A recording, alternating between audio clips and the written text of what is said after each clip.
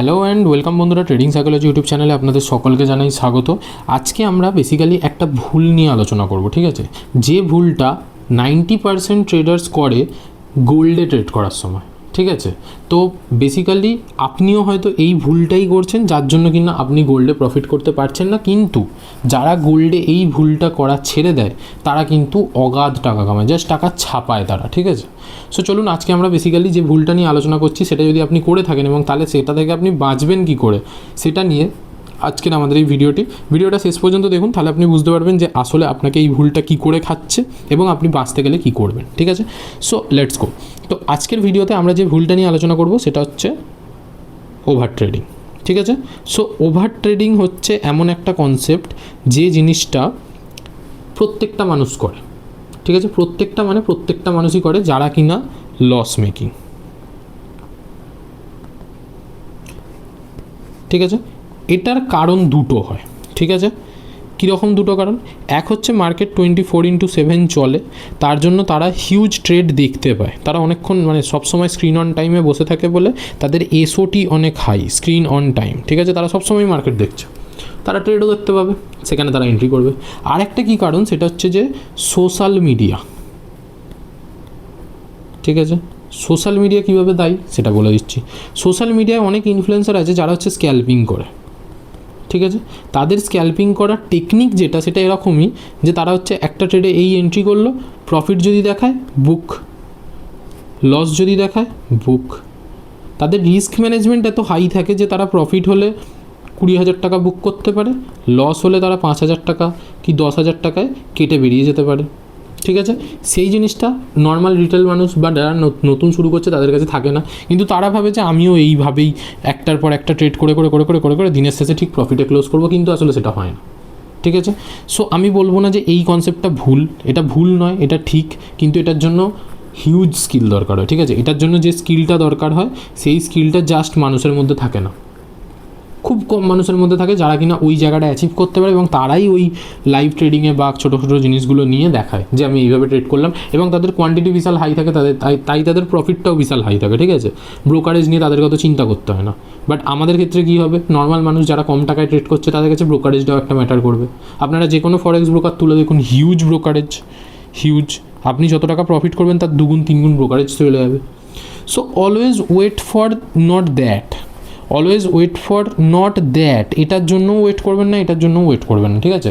Always go for your rules, সবসময় নিজের রুলসের জন্য যান, যে আপনি কিছু রুল সেট করবেন, ঠিক আছে?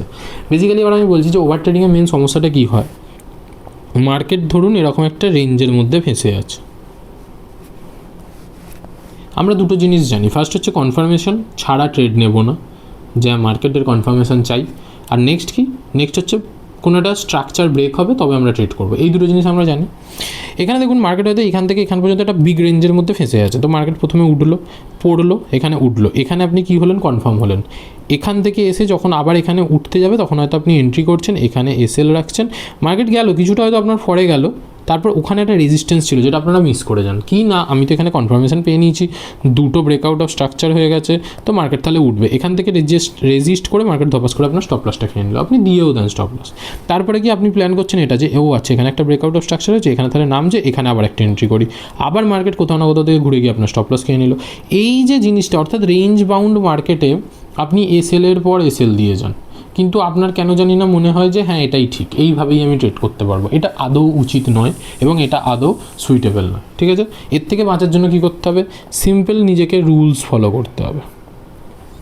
কীরকম রুলস? ফার্স্ট হচ্ছে প্রথমেই আপনারা 1 মিনিট 3 মিনিটে ট্রেড করা বন্ধ করুন, ঠিক আছে? আপনার যে কনফার্মেশন থাকবে সেটা থাকবে 15 মিনিটসের ক্যান্ডেলে। কেন, কী জন্য, কী বৃত্তান্ত আই ডোন্ট নো, বাট এটা হচ্ছে সবথেকে বড় উপায় যেখানে আপনি কনফার্মেশন পাবেন, ঠিক আছে? 15 মিনিট ক্যান্ডেলে কনফার্মেশন যদি আপনি নিতে চান তাহলে কী হবে, 15 মিনিটের একটা ক্যান্ডেল হতে 15 মিনিট টাইম লাগে, ঠিক আছে? আপনি হয়তো ওটা যখন তৈরি হচ্ছে তখনই এখানে ছোটো কোনো ক্যান্ডেলে এন্ট্রি করলেন, সেটা উঠে গিয়ে আবার এরকমভাবে স্টপ লসকে দিনের শেষে ওই ক্যান্ডেলটা করলো এরকম, যেটা কিনা নেগেটিভ সাইড, আপনি এখানে বাই প্ল্যান করছিলেন, ঠিক আছে? ফার্স্ট হচ্ছে এটা, আপনার নিজের যে কনফার্মেশন ক্যান্ডেল সেটার আগে সাইজ বাড়ান। 15 মিনিটের জায়গায় আপনি 1 ঘন্টাও দেখতে পারেন, আধ ঘন্টাও দেখতে পারেন, ঠিক আছে? বাট 15 মিনিট বাড়ালে কী হবে, 15 মিনিটে যদি আপনি করেন তাহলে কী হবে, তাহলে আপনার এন্ট্রি যেটা কনস্ট্যান্ট বা ফ্রিকোয়েন্ট হচ্ছিল, ঠিক আছে? ফ্রিকোয়েন্ট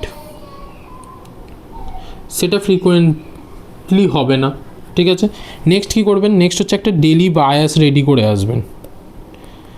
ডেলি বায়াস, ঠিক আছে। ডেলি বায়াস মানে কি, আমি আজকে অনলি বাই করব বা অনলি সেল করব, যেটা ভাববেন তার এগেনস্টে ট্রেড পেলে করবেন না, ঠিক আছে। মানে ধরুন আপনি প্ল্যান করে এসেছেন আপনি আজকে বাই করবেন, তো মার্কেট যখনই এইরকম স্ট্রাকচার দেবে তখনই আপনি ট্রেড করবেন।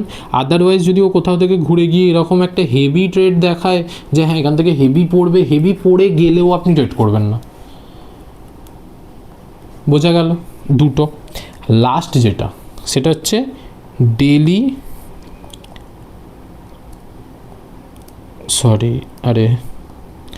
ডেলি লস লিমিট একটা সেট করে আসুন। আপনার হাতে যেটা থাকে সেটা হচ্ছে এইটা, যে আপনি কত টাকা লস দিতে পারবেন, ঠিক আছে। ডেলি লস লিমিট আপনি সেট করে আসুন, $10 কি $100, মানে ক্যাপিটাল ওয়াইজ বলছি, কি $1000, যতটা আপনার থাকবে তার মধ্যেই আপনি থাকবেন, তার থেকে বেশি যেন ট্রেড না হয়। এবার হ্যাঁ, এখানে একটা জিনিস থাকে যে অনেকের হয়তো ক্যাপিটাল একটু বড়, তারা কি প্ল্যান করছে যে আমি $100 রিস্ক নেব আজকের দিনে, তো তারা কি করে, তারা হচ্ছে 0.01 লটে প্রায় ধরে নিন $2 করে রিস্ক দিয়ে তারা 50টা ট্রেড করে। এটা আরও ভুল, কারণ এতে তো ওই 50টা ট্রেডের জন্য ব্রোকারেজ যাচ্ছে আপনার। তো এখানে যেটা আপনাকে করতে হবে সেটা হচ্ছে যে আপনাকে প্ল্যান করতে হবে যে আপনি যে লসটা প্ল্যান করছেন সেটা যেন ম্যাক্স টু ম্যাক্স 4টে ট্রেডে হয়, সারা দিনে 4টে ট্রেড ম্যাক্স টু ম্যাক্স, তার বেশি নয়। আপনার যদি $10 রিস্ক থাকে তাহলে আমি বলবো খুবই ভালো। $10 রিস্ক মানে ম্যাক্স টু ম্যাক্স 2টো ট্রেড নেবেন, 2টো ট্রেড ওয়ান ডে, $5 করে রিস্ক, $5 রিস্কে $10 থেকে $12 প্রফিট প্ল্যান করবেন, বা খুব বেশি হলে 3টে ট্রেড নেবেন, যে 3টে ট্রেডে $3 করে রিস্ক হবে, $3 রিস্কের এগেনস্টে আপনি $12 কি $10 বুক করছেন, 3টে ট্রেড প্রফিট লস যা হবে হবে, কিন্তু $10 বেশি আপনি দেবেন না। যখনই $10 হিট করে যাবে সেটা আপনার রুলস ব্রেক করার জন্য যদি হয়, যে আপনি কিছু রুলস সেট করে রেখেছেন এবং তাতে আপনার $10 ম্যাক্স রিস্ক, সেই রুলসটাকে ধরুন আপনি ব্রেক করেছেন এবং তার দরুন হয়তো ওভার ট্রেডিং করে দিয়েছেন, যে আপনার বাইং সাইডে ছাড়া সেল সাইডে ট্রেড নেওয়ার ছিল না, তো আপনি সেল সাইডেও ট্রেড নিয়েছেন, তাতেও স্টপ লস খেয়েছে, ইত্যাদি ইত্যাদি সব কিছু যা হয়েছে আপনার $10 উড়ে গেছে। এবারে কোয়েশ্চেন হচ্ছে যে আপনি বাই মার্কেট দেখাচ্ছে এবারে বাই সাইডে এন্ট্রি, কিন্তু হয়ে গেছে আপনার $10 নেগেটিভ, তাহলে কি করব, নো ট্রেড। এই ব্যাপারটা যদি নিজেকে তৈরি না করতে পারেন তাহলে আপনি ওই ওভার ট্রেডিংই করবেন, আর ওভার ট্রেডিং করে দিনের শেষে খালি লসই করবেন, ঠিক আছে। ওভার ট্রেডিং থেকে বাঁচার এই 3টে রুলস ছাড়া আর কোনো রুলস নেই, যে ফার্স্ট অফ অল নিজের রুলস বানান কিছু, তাতে 1 মিনিট 3 মিনিটকে অ্যাভয়েড করে কনফার্মেশন ক্যান্ডেল হিসাবে 15 মিনিটসে যান, তাতে কী হবে, ফ্রিকোয়েন্টলি ট্রেডার আপনি পাবেন না। নেক্সট হচ্ছে একটা ডেলি বায়াস সেট করে আসুন, যে আপনি খালি বাই করবেন বা খালি সেল করবেন, যেটা করবেন বলবেন সেই সেট আপই যখন পাবেন তখনই খালি কাজ করবেন। আর লাস্ট যেটা সেটা হচ্ছে ডেলি লস একটা লিমিট সেট করে দিন, যে আপনি ম্যাক্স টু ম্যাক্স কত লস আজকের দিনে দিতে পারেন, যা হবে। মার্কেট প্রতিদিন আপনাকে ভুল প্রমাণ করবে না, কিন্তু যেদিন ভুল প্রমাণ করবে সেদিন আপনি যদি $10 জায়গায় নিজেকে বাফার করে $1000 দেন, $1000 খেয়ে নেবে আপনার থেকে। সিম্পল অ্যান্ড সিম্পলিসিটি রাখুন ট্রেডের মধ্যে। ওকে, দ্যাটস ইট। সো এই ছিল 3টে রুলস, যে 3টে রুলস যদি আপনি ফলো করেন আপনি অন্তত যে ওভার ট্রেডিং করে যে লসটা করছেন সেই লসটা আপনার কমে যাবে। যদি ভিডিওটি ভালো লেগে থাকে তাহলে লাইক করে দিন, শেয়ার করে দিন ভিডিওটি আপনাদের যারা গোল্ড ট্রেড করে সেই বন্ধুদের সাথে। এটা one type of risk management যেটা আপনি সব জায়গাতে কাজে লাগাতে পারেন, বাট গোল্ডের ক্ষেত্রে বেশি এফেক্টিভ হয় এটা, ঠিক আছে। সো দেখা হচ্ছে পরের ভিডিওতে, till then take care, bye by.